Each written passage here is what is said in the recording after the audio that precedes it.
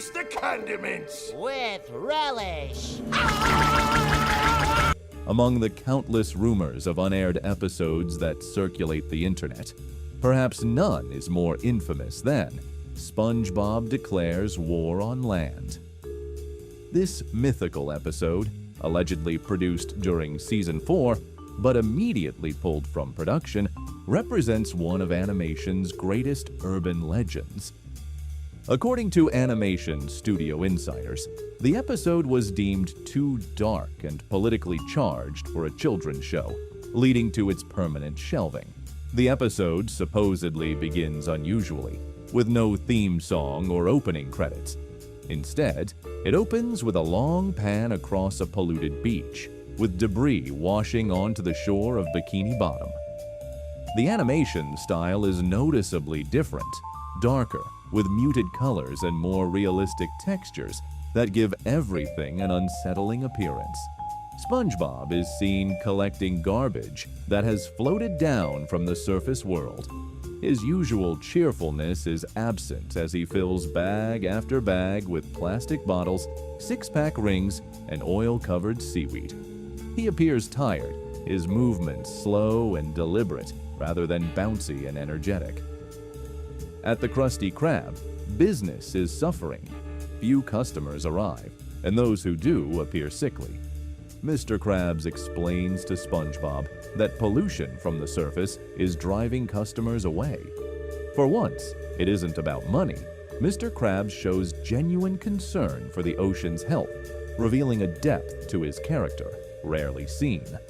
The narrative takes a turn when SpongeBob visits Sandy's tree dome. Inside, he finds scientific equipment and monitors displaying data about rising ocean temperatures and increasing pollution levels. Sandy explains that the land dwellers don't understand the damage they're causing. Her usual scientific optimism is replaced with grim resignation. That night, SpongeBob has a nightmare sequence that serves as the episode's psychological turning point. He dreams of a dried-out Bikini Bottom, with all his friends gasping for water. Patrick is reduced to a shriveled pink mass, Squidward's house crumbles to dust, and even Gary withers away.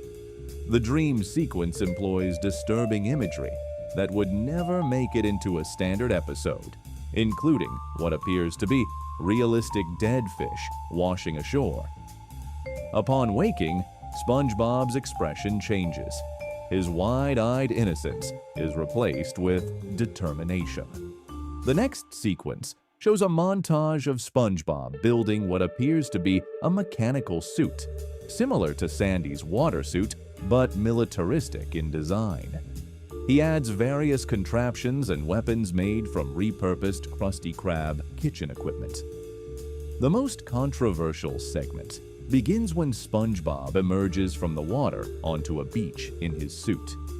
The perspective shifts to show actual human beachgoers, rendered in a style that clashes with SpongeBob's cartoonish appearance.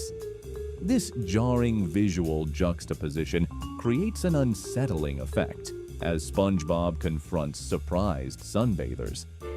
What follows is an uncomfortably tense sequence where SpongeBob uses his various gadgets to clean the beach, scooping up trash, neutralizing oil spills, and dismantling environmentally harmful equipment.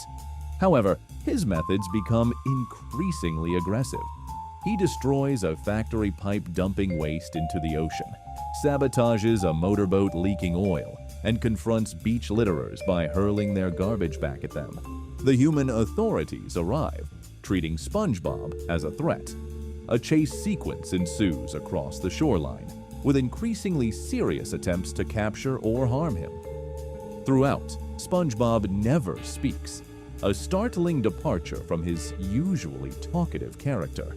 His expressions tell the story, shifting between determination, disappointment, and eventually sadness. The climax occurs when SpongeBob is cornered at the edge of a pier.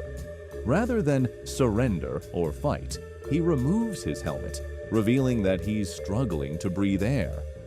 As the humans approach cautiously, SpongeBob shows them pictures of Bikini Bottom's deterioration that he's carrying.